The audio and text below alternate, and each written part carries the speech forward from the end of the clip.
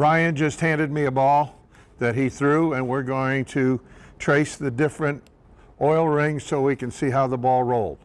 First thing we're going to do, because they tend to disappear, is we're going to get the last oil ring, which is the oil ring at the break point. Okay, because that's the one where there's a little less oil. Then we're going to trace the first oil ring.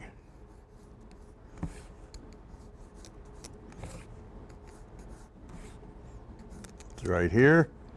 So you got time. I chose to use the Intel because if it's a dark, dull color, and this goes very, very well and easy to do here. Okay, so we got first oil ring, last oil ring. Then if I look carefully, I will see the dry flares, and we'll have the dry, there's even a dot where it hit the pins. We'll get the last dry ring from the pin deck so that we can trace the migratory path of the axis completely. This is what we're trying to do. We're going to do this on all the different balls that he threw for this video so that we can show you that in reality, the migratory path of the axis migration path, matches the diagrams that we've shown you on your charts. Okay, here's the positive axis point. Here is, using the armadillo correctly, here is the axis point at the oil line, and here is the axis point at the pins. Okay? Okay, which is up into the ring finger. Now, I expected that because this is a strong layout. This is layout F with the CG positive.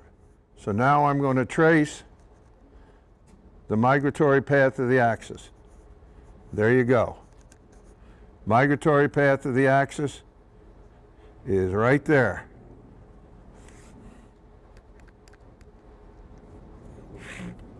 There it is. Migratory path. I actually measured it on the ball. They're pretty close. They should be almost identical. So every time I get done with a ball, there's 5 numbers on the ball, because those numbers tell me what's going on. Positive axis point when you release it. Positive axis point at the oil line. Positive axis point at the pins. Okay? The pin is 3 3/4 of an inch. When he lets go of it, it's 3 1/4 at the oil line. It's 2 1/2 at the pins. If that number gets smaller, that ball's going to rev up faster, because the core is going to lay down as the ball goes down the lane, and the pin is headed to the left edge of the ball. It flared 2 1/4 in the oil and 3 1/2 in the dry. That's an important measurement to tell you what the ball's doing. The more the ball flares in the oil, the sooner your break point. The more it flares in the dry, the later and sharper your break point. Now we're going to have him throw it with the CG in the center of the ball. Both those balls rolled the same. One with the CG over in the weeds, one with the CG in the center of the ball. They all rolled the same on symmetrical balls. Here it is with the CG over here. 3 3/4, 3 1/4, 2 1/2. 2 1/4, 3 1/2. Bingo. CG here, CG there, no hole, they roll identical. Okay. Here's layout B, which is the pin down ball. Didn't say it didn't hit, smoother. Let's measure it. There's the pin, 5 inches to start, 4 1/2, 4. So the pin got 1 inch closer to the track as the ball went down the lane. On the other one, it got 1.5 inches closer. Which one's going to have more back end? One with the 1.5 inches. This one flared 1.5 inches in the oil, 2 1/2 in the dry. Oops, didn't flare as much, did it? The other one was 2 1/4 and 3 1/2. That's a big decrease in flare. And the migratory path goes down here under the thumb.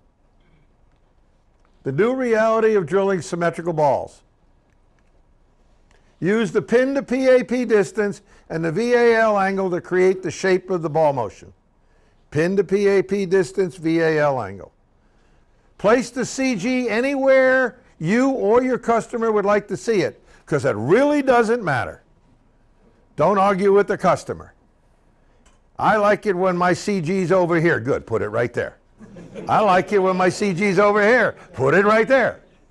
Because if it's a symmetrical ball, take the time to try to explain to them, sure, this is exactly what you want. This is what you came here for. I'm going to give you what you want.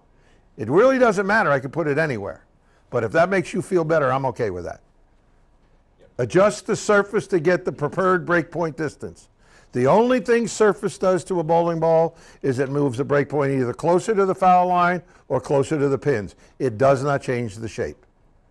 May subtly affect it, but what really changes the shape, pin to PAP distance and the VAL angle. That's where shape comes from. And modern ball motion is less about hook and more about shape, because it's how the ball goes through the pins.